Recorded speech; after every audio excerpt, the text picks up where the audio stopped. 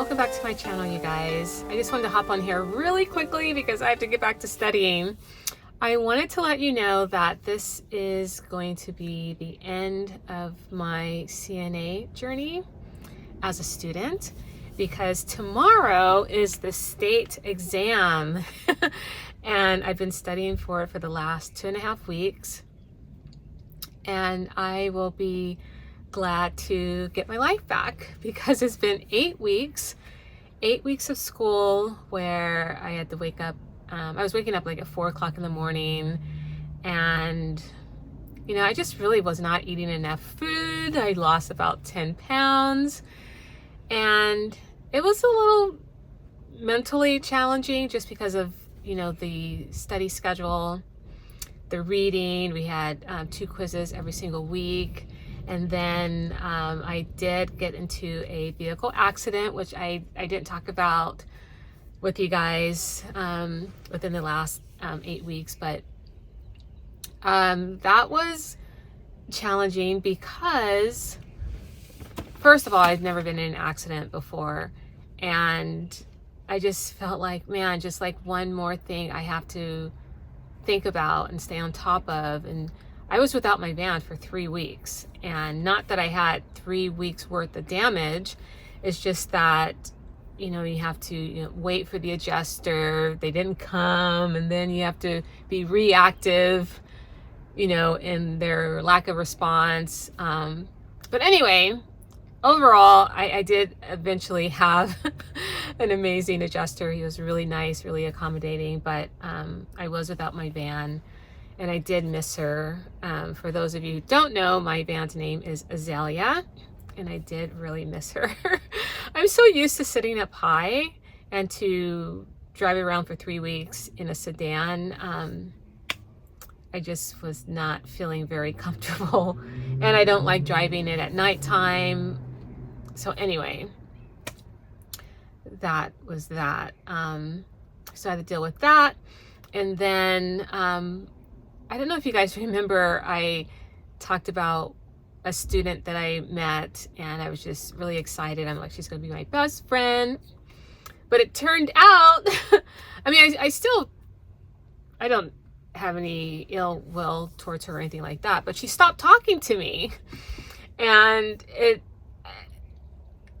I think it's ridiculous. I really don't know. I didn't want it to make it about me, because it happened like right after I told her I couldn't study with her. And then this one particular day I couldn't study with her, and I was going to get home late, and she doesn't like me to text her like after 8 o'clock or something like that, so I didn't. And yeah, she stopped talking to me. She would like park her car like far away somewhere. It was like really weird. And so I didn't want to make it about me, because I'm thinking, this is absolutely ridiculous. I mean, this is so immature. Maybe, let me give her the benefit of the doubt, maybe something is going on with her personally, and I can't take this personal. And I didn't want to, because it's a distraction. When you're trying to accomplish something in life, when you're studying, for me to make it about myself, I felt like I'd be back like in high school. You know how high school days were. It wasn't nice all the time. Anyway, that I could have let that be a distraction, but I chose not to. I said, I'm going to rise above that.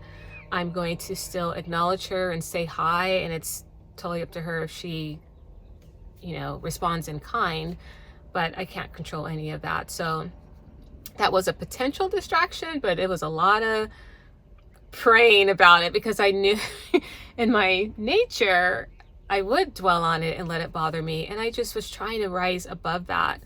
And then on the last day, she actually extended an olive branch and like tapped me on the shoulder and said hi, and was trying to engage me in conversation. So that was nice. But anyway, I'm glad those days are over with. And let me show you guys what what I've been studying. So we have our skill sheet set, and look at this. Number 1, hand washing. There's like 11 steps And the parts that are in bold, if we miss any of that, we automatically fail that skill set. And I was told if we got all of them right, if we passed all of them but failed one with regard to missing something that's in bold, then we just failed everything. And the things that are in bold are steps that we need to take to keep the patient or the resident safe. For example, when we have to move them like from the bed to a wheelchair, if we don't lock the wheelchair, then we run the risk of the wheelchair like scooting back, and then the patient resident falls on the ground. That will automatically fail you. So stuff like that. Anyway, just spending the last 2 weeks, actually about 10 days, going to school and practicing all of these. We don't know which ones we're going to get. We do have, or at least some of us, actually she gave it to all of us, the sheet that we're going to be graded with. So you see we have the skills, and it shows if we met it or not, or if we didn't meet it. So that's what the evaluator will be using when they're grading us. And I'm just really ready to celebrate. At the end of this video, I'm going to show you guys one of the skills that I did on a mannequin, and just to kind of show you guys, if you enter the beauty industry or healthcare, when you're going to school, we're playing with dolls. We're playing with mannequins. I shouldn't say playing, we're practicing on them. And I feel like, wow, we never stop playing with dolls. But anyway, I want to end this video showing you guys just what it's like when you're practicing a skill set in kind of like a clinical setting.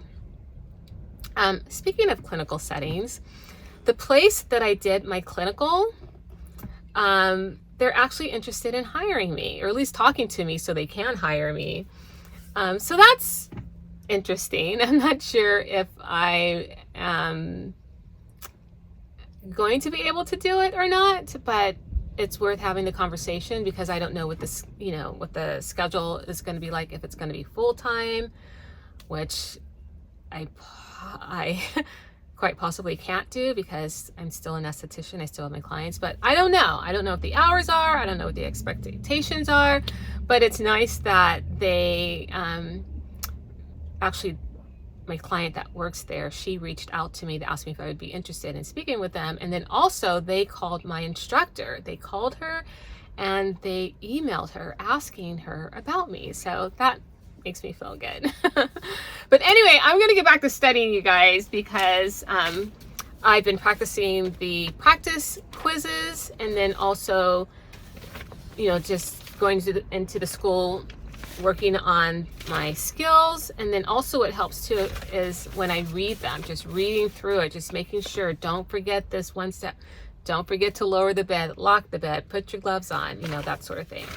Anyway, the whole purpose of this video was just to say that I'm at the end of my CNA journey as a student. Tomorrow is my state exam. So those of you that are praying for me, please continue to pray for me. And next time you see me, I will be a licensed CNA. So I'll see you then. Hi, Miss Jessica. My name is Monique. I'll be your CNA today.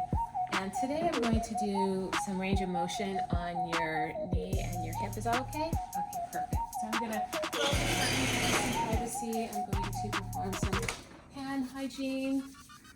Then I'm going to raise the bed to a comfortable working level. Make sure the bed is locked. And then I'm going to expose one of your legs, just your right leg, since that's the one we're going to be working on according to your care plan. I'm going to place my hands underneath your joints, underneath your knee and your ankle. So we're going to do flexion and extension. And according to your care plan, also I forgot to mention, let me know if you're feeling any pain or discomfort at any time, okay? And according to your care plan, we're going to do this 3 times. So this is the 3rd time. Flexion and extension. Doing good? Yeah? Okay, awesome. So now I'm going to do some abduction and adduction on your hip as well. So I'm going to do abduction and adduction. According to your care plan, we're supposed to do it 3 times because you're really stiff. Look at that. I can't even get it out that much. Adduction and abduction. And abduction. You feeling good? Okay. All right. Awesome. So I'm going to cover your back up. And I'm going to just put some routine. And I'm going to lower the bed and make sure it is locked.